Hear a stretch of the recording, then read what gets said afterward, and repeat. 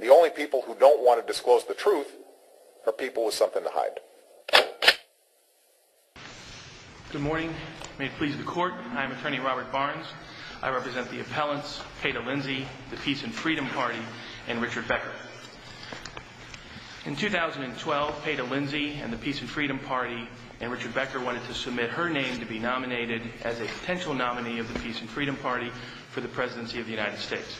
But she's clearly ineligible for that office. That would be a decision for Congress to make. And that is our assertion here. Because what happened here is, in fact, the procedural history is such that she submitted it. The Election Code 6041 provides that the Secretary shall place a candidate on the ballot if they're generally recognized as a candidate. It was unquestioned that she was generally recognized as a candidate. The Secretary then took the position, initially just denied it, did not know, on February 6th. After court proceedings began, the Secretary said that the reason was because of age, but the only document they could cite was something that was 1 week after the Secretary had actually made her decision. But independent of that, the key question here is whether the Secretary of State has the authority to interpret. So there's no dispute that she is underage. Underage in terms of the constitutional standards. She is or was at that time less than 35, right? Yes, Your Honor, that is correct. Okay, so you said something in the beginning that sounded like you were disputing, but you're not disputing that. I'm not disputing that fact, Your Honor, no. Okay. What we are disputing is the Secretary's authority to be the person to adjudicate, interpret, and enforce the qualifications provisions of the U.S. Constitution. But you mentioned something about the role of Congress in your response. Yes, Your Honor. The Constitution carefully creates a system whereby any dispute about the qualification of a person to hold the office of the presidency is determined by the 12th Amendment, the 20th Amendment. Where does it say that's exclusive? The interpretation of it being exclusive is that Congress is the one that it's been delegated to. The question of whether another state official can act in that capacity is definitely a novel question. Now, in the context of adding qualifications, this Court determined in Schaefer v. Townsend that the California State Legislature cannot add qualifications to what was explicitly delegated to Congress. In the term limits case, it was determined that no additional qualifications could be added and that the Elections Clause gave Congress the preemptive right. But this is not an addition. This is a qualification that's in the Constitution itself. It is, Your Honor. But, for example, could the state of Arizona, which passed legislation or attempted to pass legislation that said a candidate had to have certain forms of documentary proof in order to meet the qualifications provision, would that statute be constitutional? In fact, many That's a hypothetical question we don't need to deal with, because in this case, if you were saying, look, there's no proof that she is less than 35, and we're disputing the California's requirement that she prove up that she's less than 35, then we'd have that question. But we don't, because you've already said you don't dispute she's less than 35. So how the Secretary came to that knowledge, or what procedures she used, or whether she could use any procedures, is not before us. It's not something we need to decide right now. The key question is whether she has this authority in general. For example, in the instance of both in the Robinson case and Robinson v. Bowen in the Northern District of California and in the California Appeals Court case in Keys. I take it you can determine that it's a person, like somebody ran a dog for president. She would have a I mean, let's say some party, not the Peace and Freedom Party, but some party nominated a dog for president. I take it the Secretary of State would have authority to keep that off the ballot, right? I believe that, too, would be submitted to Congress. And the reason for that is this. Because let's take the logical conclusion the other way. In the McCain case, it was undisputed that Senator McCain was not born inside the United States. One interpretation of the natural-born provision of the clause of the Constitution was that was required. Under the Secretary's interpretation, a future Secretary of State could have excluded Senator McCain from the ballot on her interpretation and application of that provision. For example, in the very birther laws that were being passed and still being considered by states across the country, they were going to require certain forms of documentation that it was undisputed that Senator Obama and then President Obama would not have been able to meet.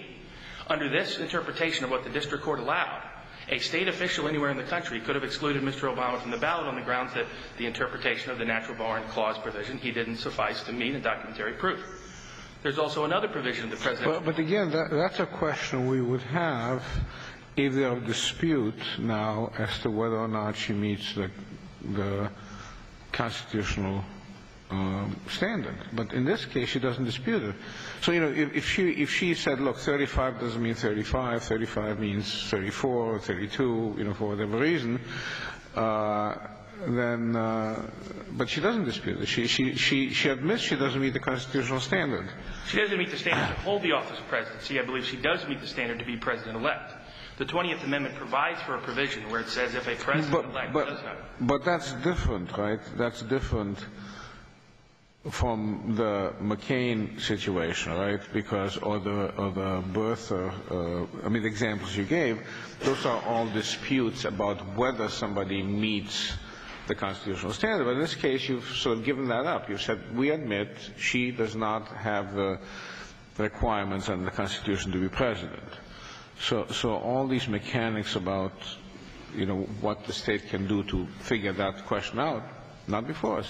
No, but what is before it is whether the Secretary of State has the authority to make that determination. Well, let me ask you, both the analysis conducted in the district court and the state's brief rely on case law discussing codified election regulations or laws. I'm just curious, does the analysis change because Ms. Bowen was not acting pursuant to a certain election law, but under her discretion? Do we have to use the same test? I think the cases Anderson and Burdick, that those cases set out some tests. Do we use those tests? Your Honor, here I would say the Secretary of State has a higher burden because the California State Legislature has never authorized this for her. They've never said, unless a candidate is age 35, they're not allowed to be a candidate for presidency in California. No such law has actually been passed by the state of California. The Secretary of State's interpretation is that because she took an oath to the U.S. Constitution, she can interpret it, adjudicate it, and enforce it wherever she wants. Today we face these particular facts, but tomorrow we may face an entirely different set of facts. Well, what's the harm? Is there any harm for your client, the Peace and Freedom Party, when it has to place on the ballot a candidate who is 35 and older versus someone who's 27 years of age? Yes, Your Honor, because they're not being allowed the opportunity to have that issue or question, if she were to be elected, submitted to Congress and be submitted. And the 20th Amendment anticipates that someone can be a candidate for presidency, be qualified to be a candidate for presidency, and not be qualified to yet hold the office. Hence, the 20th Amendment says someone who has not qualified but may at some future point qualify. That clearly applies to someone that wouldn't fit the natural-born citizen provision. It likely wouldn't be the 14-year resident provision, which, by the way, that would be another provision. Election officials across the state could start to interpret different states in the country, provisions that could have excluded Eisenhower and other people from the presidential ballot if we're going to allow state officials to now interpret, adjudicate, and enforce constitutional qualification provisions for the presidency. So here, because she wasn't, what happens when a young candidate, for example, in the past, California has allowed underage candidates on the ballot or people who didn't qualify for office on the ballot. For example, in state legislative race cases, including in Leland, 127 P 643, McGee, 226 P 2nd 1, Fuller, 138 California Reporter 3rd 396, a person who was clearly not a resident and didn't meet the residency qualifications to be run for California legislative office. It was challenged. The court said that neither the Secretary of State, nor the county official, nor the courts could determine whether or not that person was qualified. Qualifications of an elected official are best left to the elected body for a lot of very good and sound reasons. It may be easy to say, well, this age one is a simple one, so let's open up Pandora's box just a little bit and see how it goes. But once it gets opened, all those other qualifications are going to come into question, and state officials are going to start serving. What about segregating the obvious disqualification from those that are marginal, such as you suggested, the birther issue and so forth, where it's clear that age is expressed in the Constitution? What's the problem? I think the problem is that it always should be like the residency issue. Here, there were several residencies. Well, I can understand residency, room for discussion, but when it's age, and this person was at that time 8 years below eligibility, Two different reasons, Your Honor. First, I think the 20th Amendment provides for an underage president to be elected and not hold office. It allows the vice president instead or Congress to make a determination until they're qualified. It's almost the only reasonable... But she's not running for vice president. No, she isn't, but she would usually have a ticket and the vice president would be elected. So they anticipated this possibility and they left it to the public and to Congress to make a decision. And that's the best place to do it. Once we open the door and say executive officials can start to interpret the Constitution and apply it, even if it may seem simple and elementary. Well, it's one thing to say that they may have anticipated that Parliament is arising. It's another thing to say that they're the only ones who have authority to deal with it. It's not clear to me why you say, well, look, if a state were to nominate somebody who's underage and they were to get elected, then Congress has tools to deal with it. But what makes that exclusive remedy? Why can't state officials anticipate along the way and say, look, we don't want to create these kind of problems. We don't want to have a candidate from our state who gets disqualified, who we know will get disqualified because... What the district court in the Northern District of California in the Robinson case, William Alsop determined, was that because it was the kind of question that should always be submitted to an elected body, at a minimum, that elected body should have the first choice. And given the 12th and 20th Amendment's role in a federal election, that it's too risky to give a state official any role in that process. The California Court of Appeals in Keyes v. Bowen went further, where they said, quote, it would be a truly absurd result if every state election official could determine the qualifications of the criteria or whether they meet the eligibility criteria of the presidency. I would note the Secretary of State actually urged that position before the California Court of Appeals in 2010 when it was served its interest to do so. Here, there would be a second question, independent of that first one, about whether or not the Secretary of State should be afforded this power or is constitutionally or is under California legislation. Is here the only person the Secretary of State has ever asserted this authority concerning has been two candidates of the Peace and Freedom Party, Eldridge Cleaver in 1968 and this candidate in 2012. Both of them were African-American candidates for small parties. She has never asserted this power or this authority in any other context. We asserted that raised an equal protection question, at least worthy of doing discovery, as to what the Secretary of State's actual motivation. 67, there would have been March Fong Yu, probably. Right? Who was the Secretary of State then? It was both. It was the same. In 2010, in 1968, it was a different Secretary of State, Your Honor. Yeah, probably March Fong Yu, right? She was Secretary of State forever. That's true, Your Honor. Okay, thank you. You're out of time. I'm going to, reserve my last 2 minutes if I can for... You have minus 2 minutes. I'm already past it. Sorry. My apologies. Thank you, Your Honor. We'll hear from the Secretary.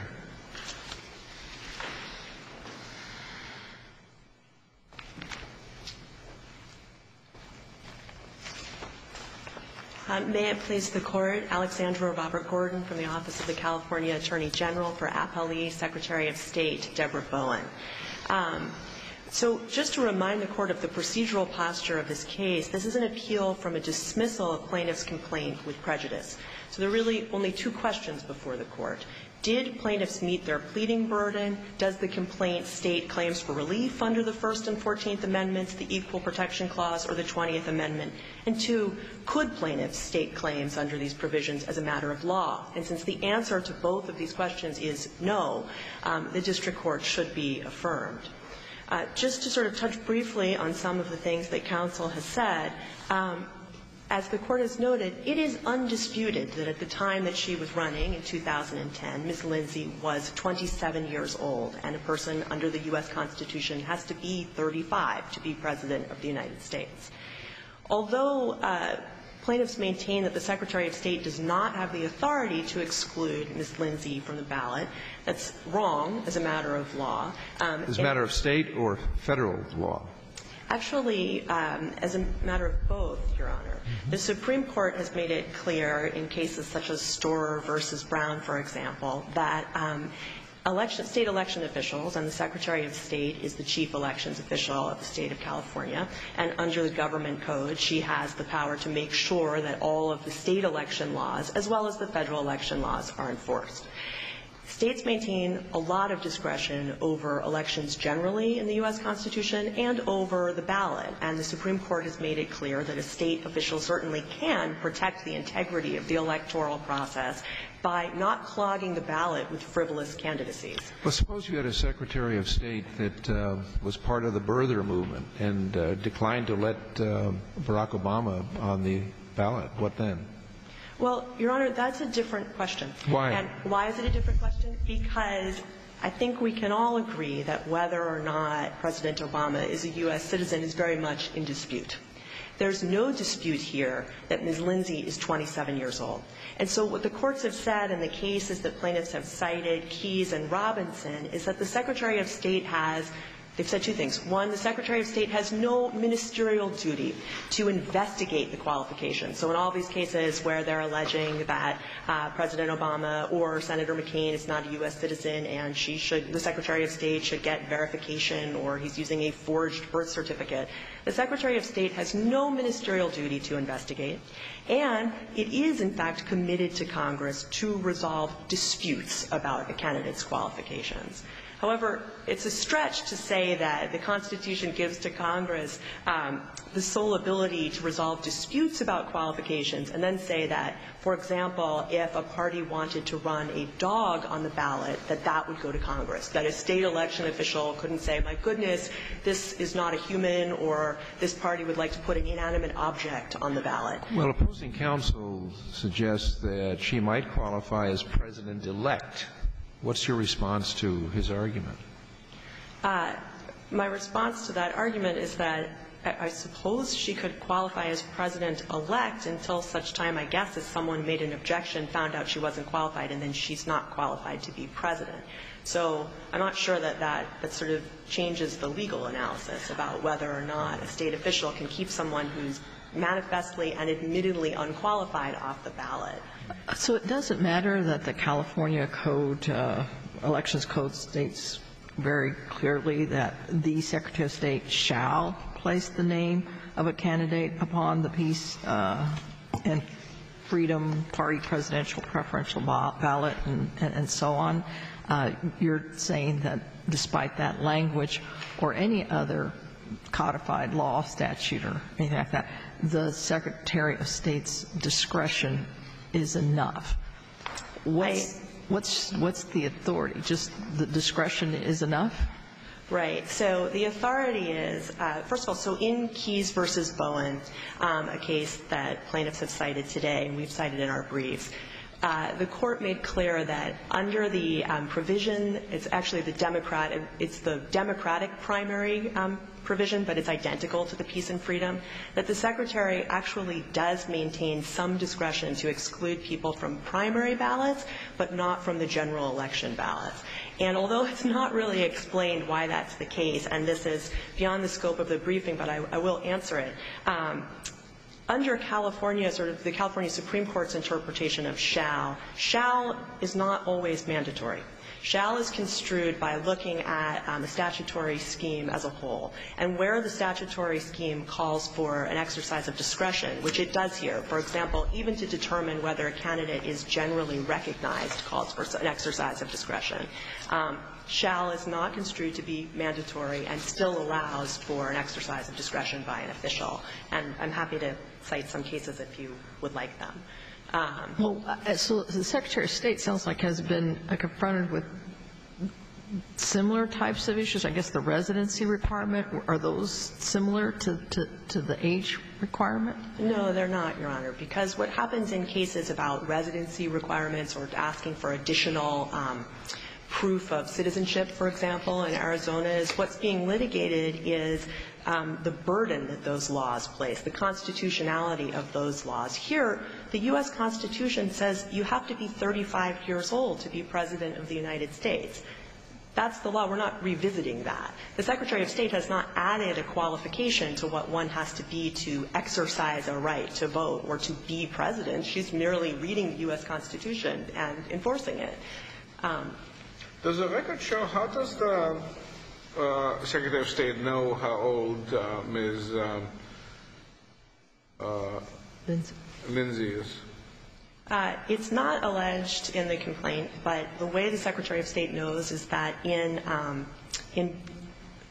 doing the investigation to find out whether or not Ms. Lindsay is generally recognized, which means things like, does she have a campaign office in California? Is she on the ballot of any other state? Does she qualify for federal matching funds? It became clear that Ms. Lindsay was 27 years old. The Secretary of State is required to publish a preliminary list, which she did on February 6, 2012. It did not have Ms. Lindsay's name in it.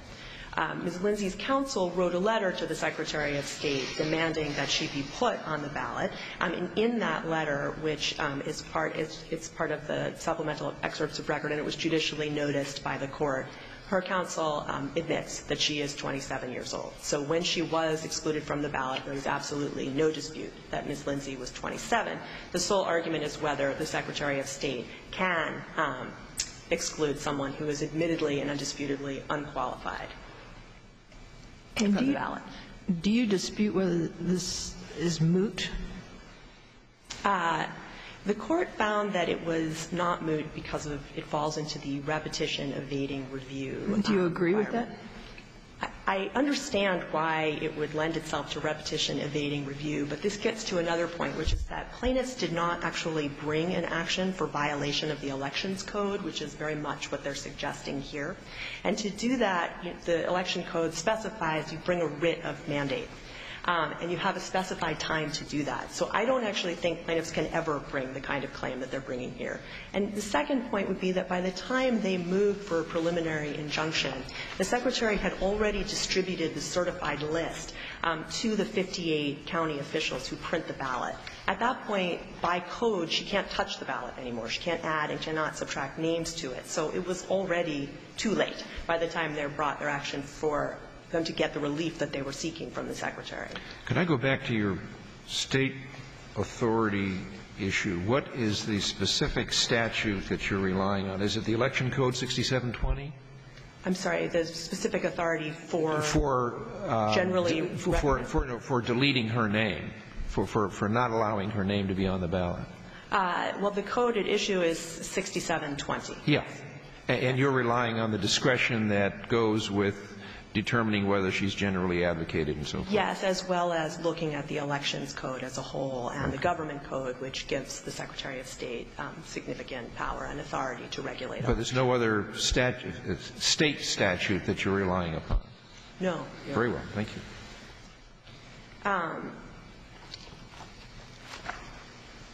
Just briefly, in the 30 seconds that I have left, I want to explain that it was not actually the Secretary's position in Robinson that she had no authority to exclude an admittedly unqualified candidate. And just to be very, very clear, although it was undisputed that Senator McCain was born in Panama, the meaning of that was very much in dispute and required interpretation.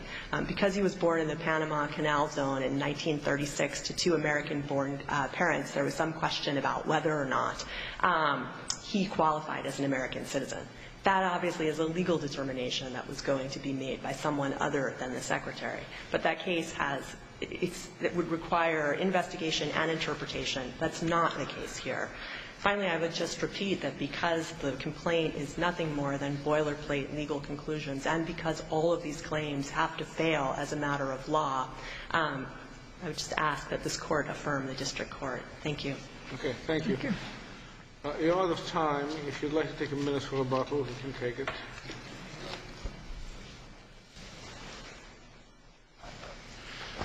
Just briefly, I know of no state or federal court that has ever authorized the Secretary of State to interpret or enforce a qualifications provision of the United States Constitution for the office of the presidency or for Congress.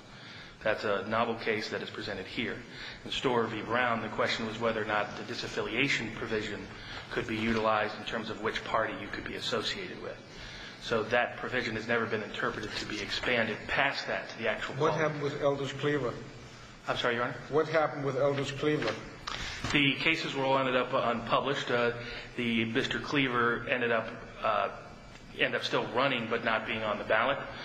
He was 34. He actually would have been 35 within the time of presidential election period, and the issue was left unresolved. when it was approached to the But there were decisions, right? They were just not published. Yes, Your Honor. I don't know I just know that there was a denial of the petition for cert. Beyond that, I don't know of what happened. I haven't found the underlying records, Your Honor. Okay, thank you. Thank you. Case is argued. It will stand submitted. The only people who don't want to disclose the truth are people with something to hide.